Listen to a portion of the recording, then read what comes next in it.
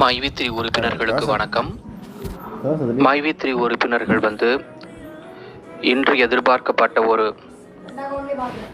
Information ஏற்கனவே empty அவர்கள் ஜாமீனிலிருந்து தான் வந்திருக்கிறாரு.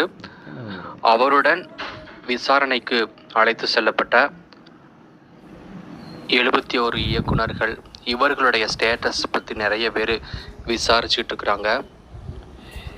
ஏன் 71 இயக்குனர்கள் அப்படின்னா, இவர்கள் தான் பேமெண்ட் சம்பந்தமான இன்ஃபர்மேஷன்லாம் இவர்கள்ட்ட தான் இருக்குது. இவர்கள் எல்லாருமே ஜாமீன்லேருந்து ரிலீஸ் ஆனால் மட்டுமே பே அவுட் சம்பந்தமான விஷயங்கள் நமக்கு தெரிய வரும்.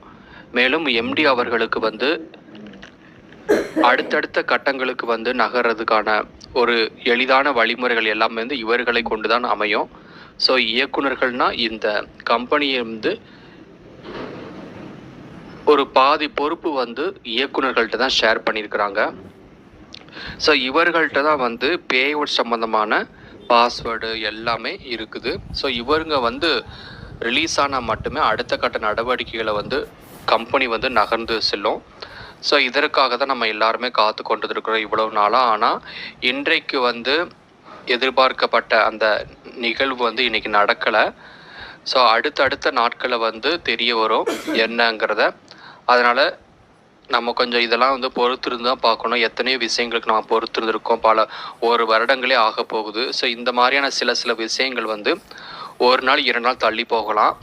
ஆனால் எப்படியோ நமக்கு இந்த இடத்துல வெற்றி தான் அமையுங்கிறதா நம்ம எல்லாருக்குமே ஒரு மகிழ்ச்சியான செய்தி. அதனால் ஒரு பிரச்சனை ரொம்ப மாசமாக போயிட்டுதுன்னா கண்டிப்பாக அதில் ஒரு வெற்றி நம்ம எல்லாருக்குமே அடையும். எத்தனையோ பிரச்சனைகள் நீதிமன்றம் பார்த்துருக்கு. ஆனால் எவ்வளவோ பிரச்சனைகள், எவ்வளோ பெரிய குற்றவாளிகள் அரெஸ்ட் பண்ணி விசாரணைக்கு அழைச்சிருந்தாலும் ஒரு வகையில் ஒரு இறுதியாக அவங்களெல்லாம் விடுதலை பண்ணியிருந்தாங்க. அந்த மாதிரி தான் கம்பெனி ஒரு பெரிய கொலையோ எதுவுமே பண்ணலை. சில டாக்குமெண்ட் மட்டும் நம்மளாம் சப்மிட் பண்ணாமல் இருந்துச்சு. அதுவும் கூடிய விரைவிலே ஜாமீன், அதாவது எம்டி அவர்கள் அதுக்கெல்லாம் பதில சொல்லிட்டாரு. அதனால தான்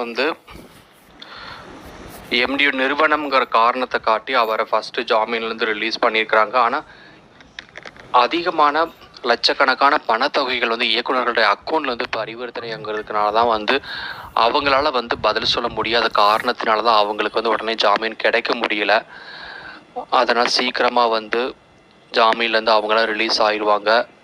அதனால் உறுப்பினர்கள் யாருமே வேறு மாதிரியான தவறான எண்ணங்களுக்கு இடம் கொடுக்க வேண்டாம். கூடிய விரைவிலே நல்லது நடக்கும்.